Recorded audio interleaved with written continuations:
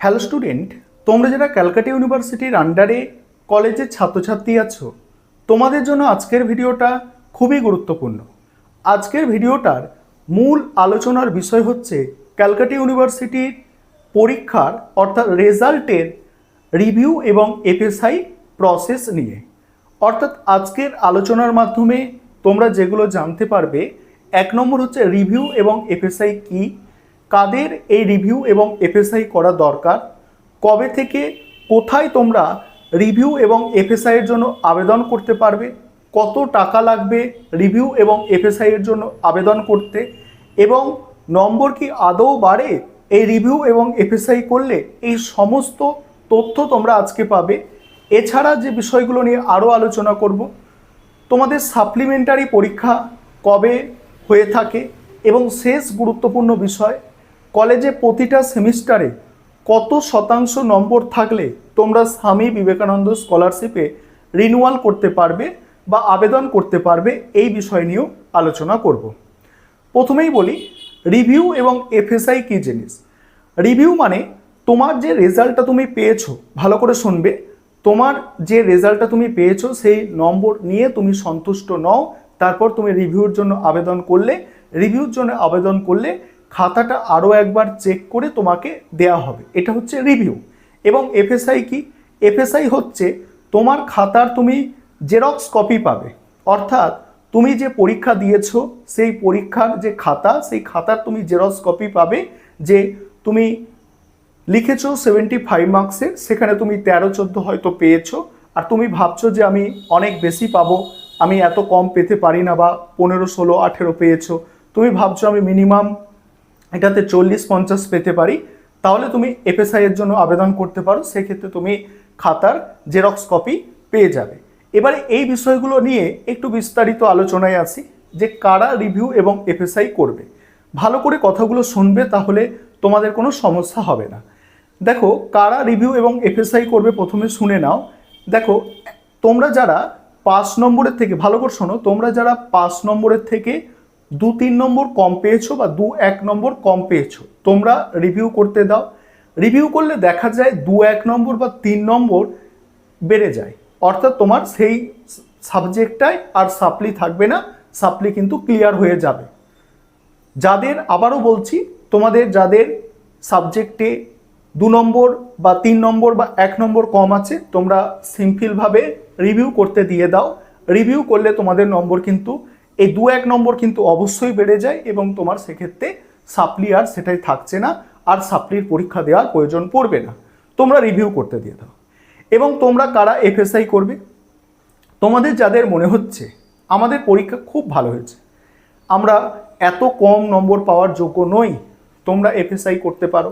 এবং তোমরা যারা পাসও করে গেছো, অর্থাৎ তোমার 75 নম্বরের পরীক্ষা হলে সেখানে পাস করার জন্য মিনিমাম 23 নম্বর লাগে, তুমি 23-24 পেয়ে পাস করেছো, তুমি ভাবছো যে আমার 40 পাওয়ার কথা বা 45-50 পাওয়ার কথা, আমি এত কম পাবো না, তাহলেও তোমরা এফএসআই এর জন্য আবেদন করতে পারো। তবে তোমাদের যাদের 5 নম্বরের থেকে কম এসেছে, তোমরা কিন্তু এফএসআই যখন করবে, তোমরা রিভিউ প্লাস এফএসআই করবে। এই জিনিসগুলো মনে রাখতে হবে, যে তোমাদের যাদের 5 নম্বরের থেকে কম এসেছে, তোমরা এফএসআই করতে চাইছো, এফএসআই প্লাস রিভিউ করতে হবে, অর্থাৎ রিভিউ প্লাস এফএসআই করতে হবে। নাহলে তুমি তোমার খাতার জেরক্স কপি তো পেলে, কিন্তু তোমার খাতা কিন্তু আর রিচেক করা হবে না। আর রিচেক যদি না করা হয়, তাহলে তোমার নম্বরটা বাড়বে কিভাবে? তুমি কি খাতা শুধু জেরক্স নিয়ে তোমার কোনো কাজে লাগবে না? তাই তোমরা সেক্ষেত্রে রিভিউ এবং এফএসআই দুটোর জন্যই আবেদন করতে দেবে। এবারে কোথায় আবেদন করতে দেবে, কত টাকা লাগে? দেখো ক্যালকাটা ইউনিভার্সিটির যে অফিসিয়াল ওয়েবসাইট আছে, সেই অফিসিয়াল ওয়েবসাইট, যেটা তোমরা অনেকের রেজাল্ট দেখেছো, সিইউ এক্সাম উইন্ডো, ওই ওয়েবসাইটের মাধ্যমেই তোমরা খাতা রিভিউ বা এফএসআইয়ের জন্য আবেদন করতে পারবে। তবে তোমাদের একটা নোটিশ পাবলিশ করবে ক্যালকাটা ইউনিভার্সিটি, এবং তাতে ডেট মেনশান করা থাকবে যে এই ডেট থেকে এই ডেটের মধ্যে তোমাদের রিভিউ বা এফএসআইয়ের জন্য আবেদন করতে পারবে।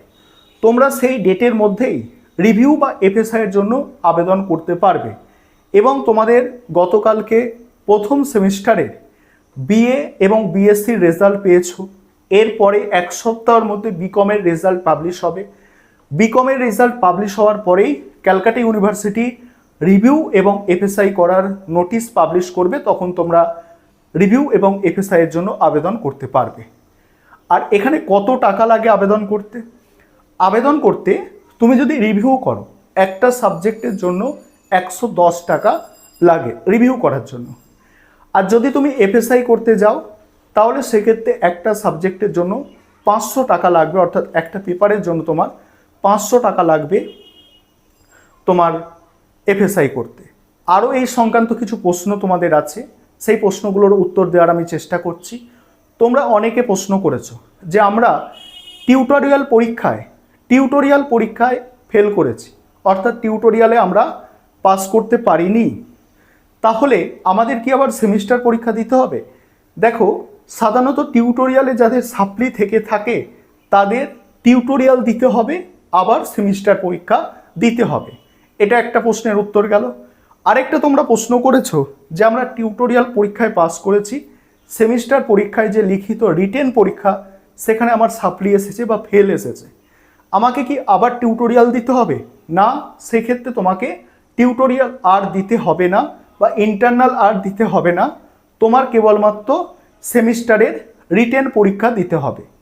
আরও তোমাদের প্রশ্ন আছে যে নতুন সিলেবাস অনুযায়ী এই সিভ্যাক paper, AEC paper, ITC paper এগুলোর কি রিভিউর জন্য বা এফএসআইয়ের জন্য আবেদন করতে পারবো?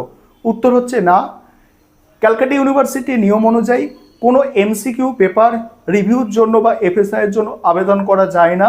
আর তোমাদের এই সিভ্যাক পেপার এবং এইসি পেপার, এইসি ইংলিশ বাংলা এবং তোমাদের আইটিসি পেপার রিভিউ বা এফএসআইয়ের জন্য তোমরা আবেদন করতে পারবে না। আরও তোমাদের প্রশ্ন ছিল আইটিসি পেপারে যাদের সাপ্লি এসেছে তারা কি করবে, তারা কিভাবে সাপ্লি ক্লিয়ার করবে? আইটিসি পেপারটা সম্পূর্ণ কলেজের হাতে থাকে, কলেজ বলে দেবে তোমাদের কখন পরীক্ষা হবে, সেই টাইমে তোমরা পরীক্ষা দেবে এবং সেই পরীক্ষা দিয়ে তোমরা কিন্তু সাপ্লি ক্লিয়ার করতে পারবে আইটিসি পেপারের। আশা করি এই প্রশ্নগুলো তোমরা উত্তর বুঝতে পারলে। এবারে পরের গুরুত্বপূর্ণ বিষয়, সাপ্লিমেন্টারি পরীক্ষা কবে হয়, অর্থাৎ সাপ্লির পরীক্ষা কবে তোমরা দিতে পারবে। তোমরা যেই সেমিস্টারে সাপ্লি পেয়েছো সেই সেমিস্টারের পরীক্ষা আবার যখন হবে তখন তোমরা দিতে পারবে, অর্থাৎ একটা বছর তোমাদের অপেক্ষা করতে হবে। অর্থাৎ তোমরা প্রথম সেমিস্টারে যদি সাপ্লি পেয়ে থাকো, আবার নতুন প্রথম সেমিস্টারে যখন পরীক্ষা হবে অন্যদের, সেই সঙ্গে তোমরা সাপ্লির পরীক্ষা দিতে পারবে। যদি সেকেন্ড সেমিস্টারে সাপ্লি পাও ঠিক একই, আবার পরের বছর যারা সেকেন্ড সেমিস্টারে পরীক্ষা দিচ্ছে তাদের সঙ্গে তোমরা সাপ্লিমেন্টারি পরীক্ষা দিতে পারবে। এখানে আরও প্রশ্ন, সাপ্লিমেন্টারি পরীক্ষার সিলেবাস সেম থাকে নাকি আলাদা হয়? সাপ্লিমেন্টারি পরীক্ষার সিলেবাস সেম থাকে, তুমি যে সিলেবাসে পরীক্ষা দিয়ে সাপ্লি পেয়েছো সেটাই তোমার সিলেবাস। এবারে এখানে প্রশ্ন আছে সাপ্লিমেন্টারি পরীক্ষা কতবার দেওয়া যায়? প্রথম যদি 3টে সেমিস্টারে সাপ্লি পাও সেক্ষেত্রে তোমরা 3বার পর্যন্ত সর্বোচ্চ সময় পাবে সাপ্লিমেন্টারি পরীক্ষা দেওয়া, এবং তোমরা 4th সেমিস্টার বা তারপর থেকে সাপ্লি পেলে 2বার সাপ্লিমেন্টারি পরীক্ষা দেওয়ার সুযোগ পাবে। আশা করি এই প্রশ্নের উত্তরও তোমরা পেলে। এরপরের যে বিষয় স্কলারশিপ, তোমরা অনেকে জিজ্ঞাসা করছো স্যার আমাদের এই সেমিস্টারে 55% নম্বর এসেছে, আমি পরের সেমিস্টারে নম্বর আরও ভালো পাবো, অর্থাৎ 67% বা 70% পাবো, এই দুটো সেমিস্টার কি অ্যাড করে আমি স্বামী বিবেকানন্দ স্কলারশিপের জন্য রিনিউয়াল করতে পারবো? তোমাদের বলে রাখি যে তোমরা রিনিউয়াল করতে পারবে না। স্বামী বিবেকানন্দ স্কলারশিপে আবেদন তো কেবলমাত্র প্রথম সেমিস্টারের ছাত্রছাত্রীরা করতে পারে, 3rd সেমিস্টার, 5th সেমিস্টার এবং অনার্সের স্টুডেন্টরা 7th সেমিস্টারে রিনিউয়াল করতে পারবে। তবে প্রতিটা সেমিস্টারে তোমার 60% নম্বর দরকার লাগবে, তাছাড়া স্বামী বিবেকানন্দ স্কলারশিপে রিনিউয়াল করা যায় না। আর কোনো সাবজেক্টে একবার যদি সাপ্লি পাও, সাপ্লি যদি ক্লিয়ারও করে নাও, তাও স্বামী বিবেকানন্দ স্কলারশিপে রিনিউয়াল করা যায় না। আশা করি তোমাদের যে প্রশ্নগুলো ছিল উত্তর দিতে পেরেছি। এই সংক্রান্ত যদি আরও কোনো কিছু প্রশ্ন থাকে তাহলে তোমরা কিন্তু কমেন্টে জিজ্ঞাসা করতে পারো।